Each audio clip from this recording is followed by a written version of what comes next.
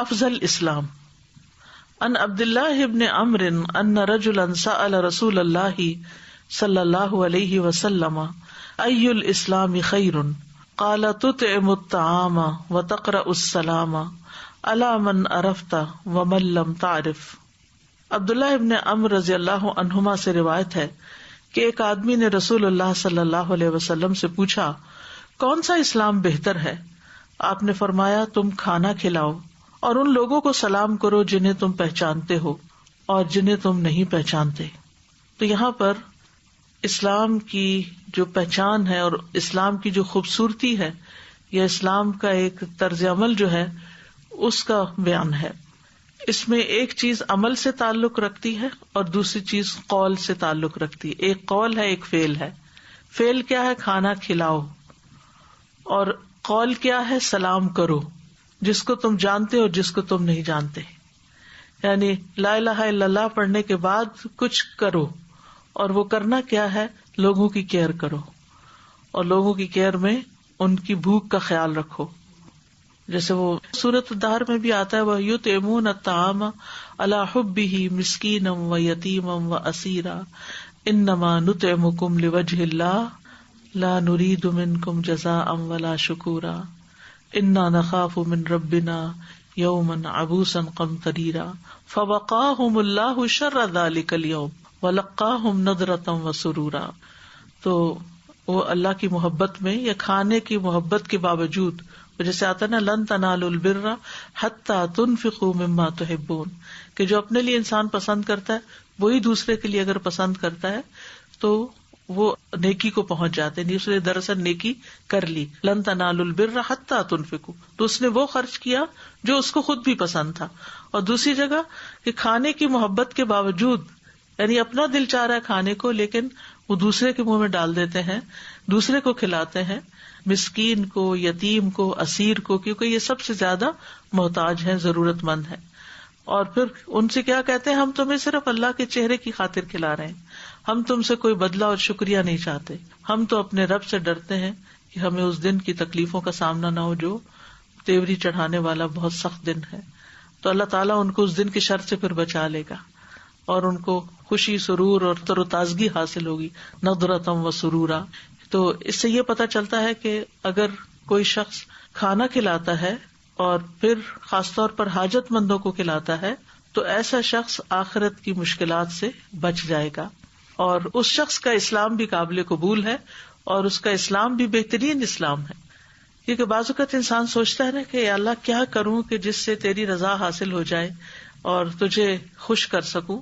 تو اس میں یہ پریکٹیکلی یہ بتا دیا گیا. اور دوسرا سلام کرنا جو ہے یہ محبت کو عام کرتا ہے اور آپ کی کیئر ظاہر کرتا ہے کہ آپ دوسرے کو اگنور نہیں کر رہے، بد اخلاق نہیں ہے، بدتمیز نہیں ہے کہ آپ کسی کے پاس سے گزر گئے ہیں اور آپ نے اس کو پوچھا بھی نہیں. تو اس میں جو یہ بات ہوئی ہے نا تطعم الطعام، تم کھانا کھلاؤ، تو اس کا یہ مطلب نہیں کہ صرف یتیم، مسکین، اسیر کو، اس میں کسی کو بھی کھلائیں، چاہے مہمان ہو یا مہمان نہ ہو، ہمسائے ہوں، رشتے دار ہوں، کوئی شادی ہو، کوئی پارٹی ہو، کچھ بھی ہو، یعنی کسی بھی موقع پہ. ہاں اسراف منع ہے، لیکن جب بھی آپ کھلاتے ہیں اور جس کو بھی آپ کھلاتے ہیں وہ سارا اجر و ثواب میں لکھا جاتا ہے اور لوگوں کے اندر اس سے محبت بھی پیدا ہوتی ہے. یعنی جب آپ کسی کو کھانا کھلاتے ہیں تو یہ ایک محبت پیدا کرنے والا عمل ہے. اسی طرح جب آپ سلام کرتے ہیں تو وہ محبت پیدا کرنے والا عمل ہے. ابو زناد کہتے ہیں کہ اس حدیث میں لوگوں کو کھانا کھلا کر اور سلام پھیلا کر ان کی غمخواری کرنے اور ان کے دل جیتنے کی ترغیب دی گئی ہے، کیونکہ ان دونوں سے زیادہ کوئی اور چیز محبت کو کھینچنے والی اور مودت کو جمانے والی نہیں. ایون گھر کے اندر بھی جب ایک عورت پکاتی ہے، شوہر کو کھلاتی ہے تو اس سے باہم محبت پیدا ہوتی ہے. اسی طرح ہمسایوں کے ساتھ شیئر کرنا، دوستوں کے ساتھ فوڈ کو شیئر کرنا، یہ ساری چیزیں محبت پیدا کرنے والی. اور کھانے کا جو لفظ ہے نا، اس میں کھانے والی کوئی بھی چیز شامل ہے. یعنی اس سے مراد صرف پکا ہوا کھانا نہیں ہے، بلکہ کھانا، پانی، جوس، ڈرنک، لسی، دہی، ایون دوا بھی. کیونکہ بعض لوگوں کو کھانا نہیں چاہیے، دوا چاہیے، اور آپ ان کے لیے دوا کیری کرتے ہیں، ایک جگہ سے دوسری جگہ لے جاتے ہیں، تو وہ بھی اس میں شامل ہو جاتا ہے. یہ سورۃ البلد کی آیت ہے. فَلَاقْتَحَمَ الْعَقَبَةَ وَمَا أَدْرَاكَ مَا الْعَقَبَةُ فَكُّ رَقَبَةٍ أَوْ إِطْعَامٌ فِي يَوْمٍ ذِي مَسْغَبَةٍ يَتِيمًا ذَا مَقْرَبَةٍ أَوْ مِسْكِينًا ذَا مَتْرَبَةٍ. تو اس نے دشوار گزار گھاٹی عبور نہ کی. اور کیا ہے وہ گھاٹی؟ گردن آزاد کرنا اور سخت بھوک کے دن کھانا کھلانا. یعنی خاص طور پر اس جگہ پر ان دنوں میں کھانا کھلانا جب کھانے کی قلت ہو رہی ہو، جب شیلفیں خالی ہو رہی ہوں.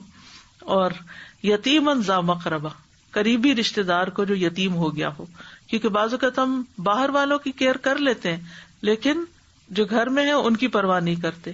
اور مسکیناً ذا متربہ، یا خاک نشین مسکین کو کھانا کھلانا. یعنی نیکی کا یہ کام کہیں بھی کیا جا سکتا. ایون یہ کھانا صرف انسانوں کو نہیں بلکہ جہاں ضرورت ہو جانوروں کو بھی کھلانا، بلی کو، کتے کو، جو گھر میں آنے جانے والے قریب سے گزرنے والے ہیں، برڈز کو، پرندوں کو. اگر دانا نہیں ڈال سکتے تو کم از کم پانی ڈال دو ان کے لیے. بعض اوقات ہوتا ہے نا کہ آپ کی حیثیت نہیں ہے کہ آپ ان کے لیے باقاعدہ دانا خرید کے لائیں یا آپ افورڈ نہیں کر سکتے، تو پانی تو ہر ایک کو مل ہی جاتا ہے. اور خصوصاً گرمی کے دنوں میں پرندوں کو جب بارش وغیرہ نہیں ہوتی تو پانی کی ضرورت ہوتی ہے. اور پھر اسی طرح دوسری چیز جو ہے یہاں پر سلام کی عادت. یہ ہر ایک کو سلام کرنا یہ تکبر کی نفی کرتا ہے کہ انسان اپنے آپ کو کچھ بڑی چیز نہیں سمجھتا کہ دوسرے اس کو آ کے سلام کرے، بلکہ خود سلام کرتا ہے. السلام جو ہے وہ اللہ سبحانہ وتعالیٰ کے ناموں میں سے بھی ہے، اور جو سلام کو عام کرتا ہے وہ اللہ کا محبوب ہوتا ہے کیونکہ وہ سلامتی کو عام کر رہا ہے. آج کل بہت سبھی لوگ گھروں میں ہیں، مرد بھی خواتین بھی، تو ضرور مل بیٹھ کے ایک خاندان کی سطح پر انسان کو سوچنا چاہیے اپنے سارے آس پاس کے لوگوں کے بارے میں، رشتہ داروں کے بارے میں، اوروں کے بارے میں، کہ کہاں کہاں کون ضرورت مند ہے اور کس کی کہاں کیا مدد کی جا سکتی ہے. خاندان کے کون سے بچے ہیں جو مالی کمی کی وجہ سے پڑھ نہیں پا رہے، کون بیمار ہیں، کون بھوکے ہیں، کس کے پاس شیلٹر نہیں ہے، کس کے پاس دین نہیں ہے. خاص طور پر دین والوں کو ساتھ ایک اضافی ذمہ داری اور بھی لینی چاہیے کہ کون کون دین کے علم سے محروم ہے، کس طرح کس کو دعویٰ کا کام کیا جا سکتا ہے یا دین کی تعلیم دی جا سکتی ہے.